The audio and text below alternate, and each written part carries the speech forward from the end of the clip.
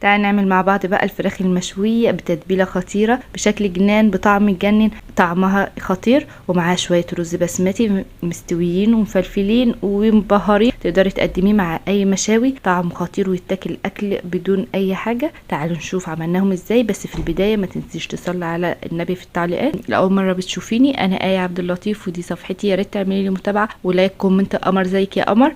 ولو بتشوفيني من على اليوتيوب يا ريت تعملي اشتراك في القناة عشان يوصلك كل جديد.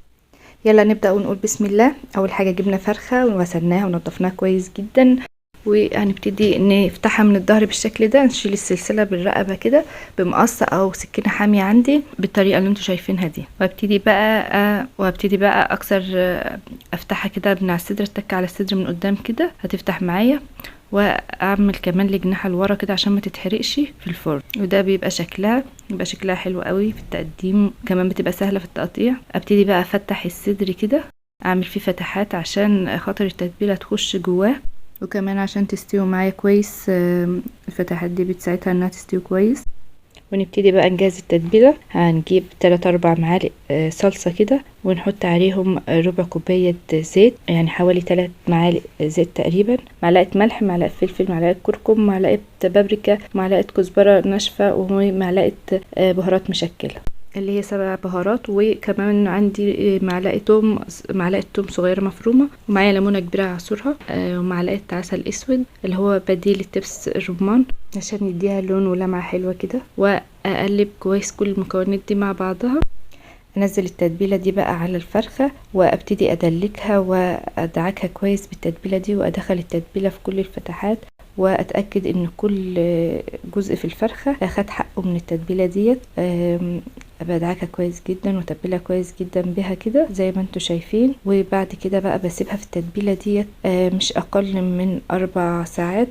وزي ما انتوا عارفين ان الفراخ كل ما بتقعد في التتبيله وقت اكبر بتدي طعم احسن. كنت عاملاها قبلها بليله وبيتها في التلاجة، ده تاني يوم اهوت هحطها بقى في صاج، احطها في صاج او في اي صينيه عندي، واحط عليها التتبيله اللي باقيه منها ديت في الطبق، احطها على الوش زي ما انتوا شايفين بالشكل ده، وادخلها الفرن على درجه حراره متوسطه، وكنت مشغله الفرن من تحت بس ولحد ما تستوي. وبعدين هشوف لو هي محتاجه الشوايه هولع عليها الشوايه اخر 10 دقايق ولا حاجه.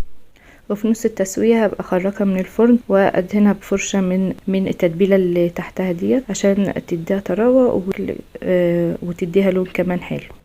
ابدا اعمل الرز بقى على ما الفراخ تستوي. معايا حله فيها شويه زيت وعود قرفه وفصين حبهان وورق لوري وكمان مكعب مرق الدجاج. اقلب كل الحاجات ديت لحد ما التوابل ريحتها تظهر وتطلع معايا كده. هنزل عليهم بقى ببصلايه متوسطه مفرومه، واقلبها بقى شويه كده لحد ما تتشوح ويبتدي لونها يبقى شفاف. بعد كده هنزل عليها بطماطمتين مبشورين واقلبهم كويس واغطيها واسيبها تتسبك. وبعد ما اتسبكت واستوت انزل بقى بمعلقه فلفل، معلقه كركم، معلقه بابريكا، ومعلقه ملح، ومعلقه كزبره ناشفه، واقلبهم مع بعض كويس. هنزل بقى بكوبايه رز بسمتي مغسوله ومتصفيه كويس. ابتدي اشوحها، اقلبها كده اديها تشويحه. ولو وصلت معايا لحد هنا انزلي صلي على النبي في الكومنتات، ولو ما عملتيش متابعه اعملي متابعه واشتراك في القناه. هبدا ازود الميه بقى. كوبايه الرز خدت عندي 1.5 كوبايه من الميه المغليه، واديتها تقليبه كده وغطيتها وسبتها بقى سبت الرز يشرب ميته. وبعد ما ابتدى يشرب ميته نزلت عليه بجزرايه مبشوره، وبس كده اغطيه واسيبه بقى يستوي على نار هاديه. وده شكل الرز بعد ما استوى، مستوي ومفرفر وريحته حلوه وطعمه احلى بكتير. ممكن تقدميه بقى جنب الفراخ المشويه او كفته مشويه او اي حاجه مشويه، طعمه جميل جدا. جربيه وقولي لي رايك فيه، وما تنسيش بقى اللايك والشير للفيديو، وبألف هنا.